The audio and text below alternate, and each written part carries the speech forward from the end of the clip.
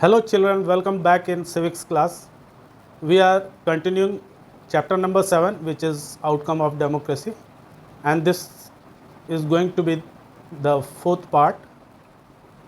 In this part, we are going to discuss a new topic, which is economic growth and development.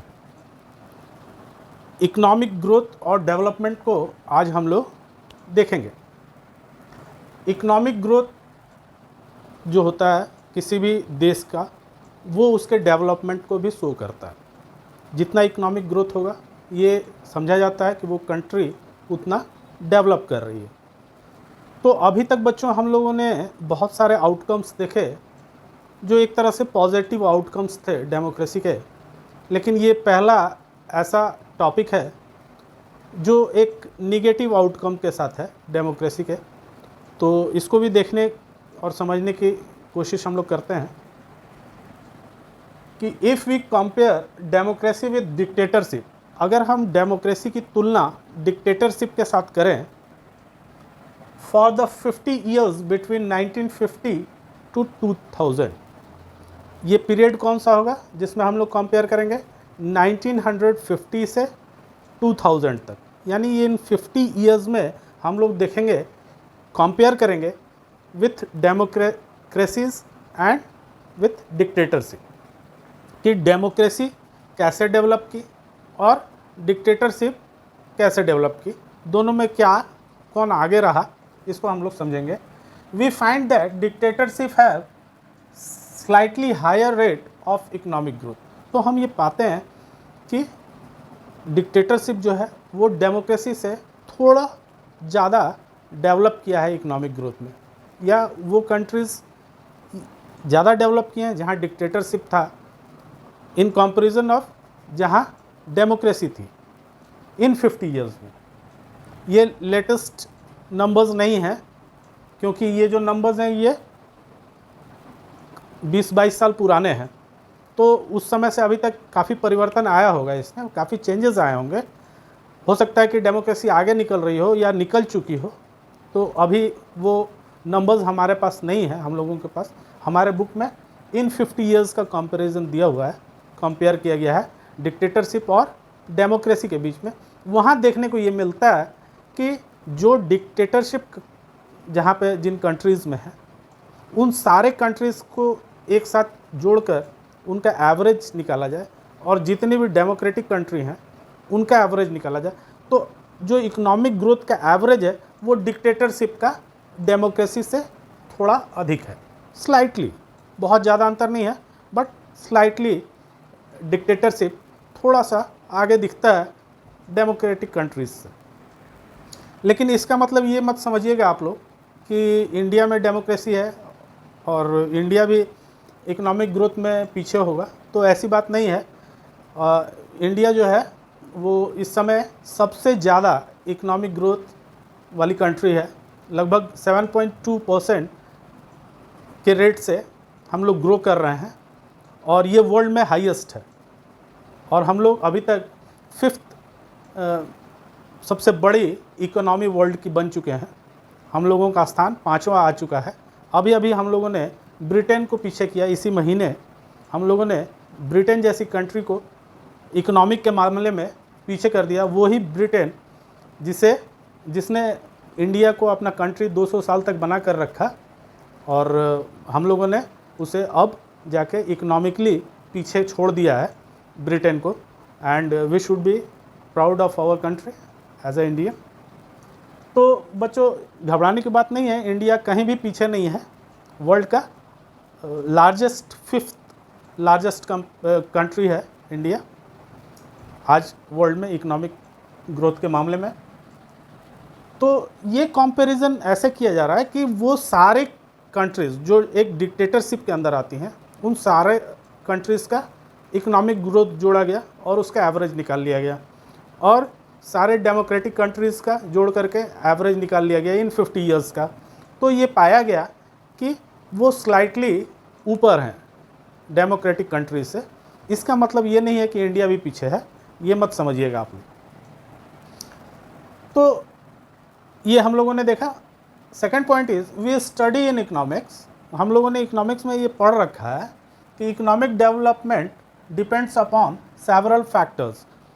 Economic development जो है एक ऐसी चीज़ है जो बहुत सारे फैक्टर्स पे निर्भर करती है। कोई एक फैक्टर ऐसा नहीं है जिसको देख करके कहा जाए कि इकोनॉमिक ग्रोथ जो है इस कारण से नहीं हो पा रही है। तो उसके बहुत सारे फैक्टर्स हो सकते हैं। हम लोगों ने ऐसा इकोनॉमिक्स में पढ़ा है। तो वो फैक्टर्स जो हैं वो हैं कंट्रीज़ पॉपुलेशन। किसी भी कंट्री की पॉपुलेशन उसके इकोनॉमिक ग्रोथ में बहुत बड़ा फैक्टर है।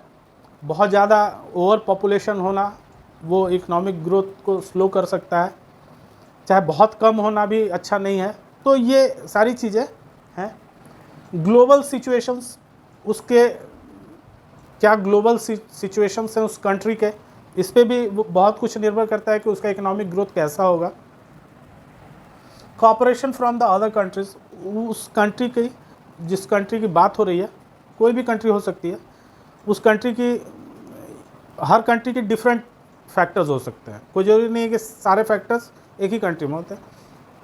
कोई भी कंट्री जिसको हम लोग इकोनॉमिक ग्रोथ के मामले में देख रहे हैं, तो हो सकता है कि उसका कॉपरेशन अदर कंट्रीज़ के साथ अच्छा ना हो, उसके तालमेल अच्छे ना हो, और उसका व्यापार बहुत ज़्यादा अन्य कंट्रीज़ के साथ उसका ट्रेड नहीं हो रहा हो, तो बहुत सारे इंपोर्ट एक्सपोर्ट नहीं हो रहा हो। तो बहुत सारी चीज़ें ऐसी हैं जिन पर ये चीज़ें निर्भर करती हैं कि इकोनॉमिक ग्रोथ किसी कंट्री की क्या हो, कैसे हो। तो इकोनॉमिक ग्रोथ जो है वो डिफरेंट फैक्टर्स पे निर्भर करती है। Economic priorities adopt by the country etcetera. Country किस तरह की इकोनॉमिक प्रायोरिटी को एडॉप्ट कर रहा है, ये सारी चीज़ें ऐसे फैक्टर्स हैं जिन पर एक देश की इकोनॉमी ग्रोथ डिपेंड होती है। तो हर कंट्री के अपने प्रॉब्लम्स हैं, अपने सिचुएशंस हैं, अपना पॉपुलेशन है, अपने अलग अलग फैक्टर्स हैं। तो इन सारे चीज़ों को मद्देनज़र रखते हुए हम लोग ये कह सकते हैं कि हर कंट्री की इकोनॉमी अलग अलग ढंग से चलती है। We cannot say that democracy is guaranteed of economic development. हम लोग ये नहीं कह सकते कि इकोनॉमिक डेवलपमेंट के लिए डेमोक्रेसी कोई गारंटी है। ऐसा नहीं है कि अगर वहाँ किसी देश में डेमोक्रेसी को अपना लिया गया तो वहाँ डेवलपमेंट होगा ही, बहुत तेज़ी के साथ होने लगेगा, इसकी कोई गारंटी नहीं है। और यही चीज़ डिक्टेटरशिप के साथ भी है कि ऐसा नहीं है कि कोई देश अगर डिक्टेटरशिप वहाँ पे आ जाती है तो वो बहुत जल्दी रैपिडली ग्रोथ करने लगेगा। ऐसा फैक्टर कोई भी नहीं है। ये सारे डिफरेंट फैक्टर्स, इकोनॉमिक फैक्टर्स पर निर्भर करते हैं कि कोई कंट्री कैसे बिहेव करेगी, उसके फैक्टर्स क्या कह रहे हैं, इस पर डिपेंड करती है। ना कि इस पर डिपेंड करती है कि अगर कोई एक देश अपना लेता है अगर डेमोक्रेसी को तो कल से वो डेवलप करना शुरू हो जाएगा। ऐसी कोई गारंटी डेमोक्रेसी अपने आप में, उसके प्रिंसिपल में ऐसी कोई गारंटी की बात नहीं हो सकती है। तो ये मानना कि अगर हम लोग एक डेमोक्रेटिक कंट्री में रहते हैं तो ये गारंटी है कि वहाँ पर डेवलपमेंट होगा, नहीं, ये कोई ज़रूरी नहीं है। बहुत सारे ऐसे फैक्टर्स कंट्री के हो सकते हैं जो उसमें अपना रोल प्ले करते हैं। But we can expect democracy not to lag behind dictatorship in this respect. लेकिन हम ये उम्मीद करेंगे, हम लोग को ये उम्मीद करनी भी चाहिए कि डेमोक्रेसी जहाँ है वो डिक्टेटरशिप से इस मुद्दे पर भी बिल्कुल पीछे न रहे। और अभी हो सकता है कि ये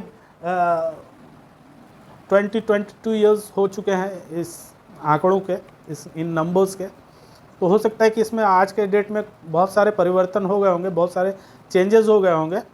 लेटेस्ट कोई नंबर्स हम लोगों के पास नहीं है, लेकिन फिर भी हम लोग ये उम्मीद करते हैं कि ये पॉइंट्स जो है वो निगेटिव न रहें और कहीं भी डिक्टेटरशिप से पीछे डेमोक्रेसी को नहीं होना चाहिए, डेमोक्रेटिक कंट्री को नहीं होना चाहिए।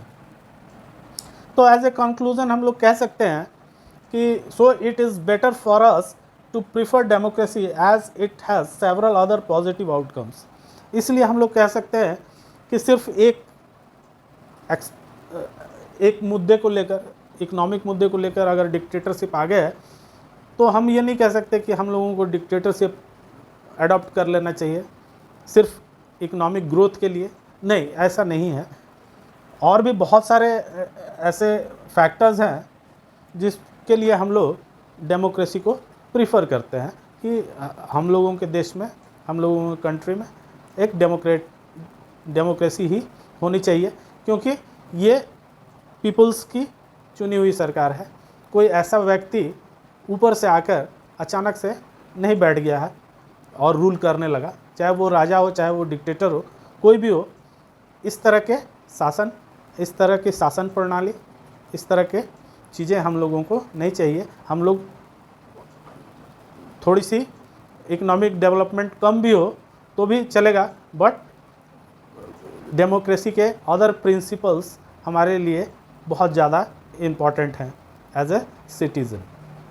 तो बच्चों, ये तो था आज का topic, economic growth and development. आप समझ चुके होंगे इसको अच्छी तरह से। तो अगर समझे और अच्छा लगा तो अपने दोस्तों के साथ शेयर कीजिए, लाइक कीजिए वीडियो को और शेयर कीजिए। Thank you.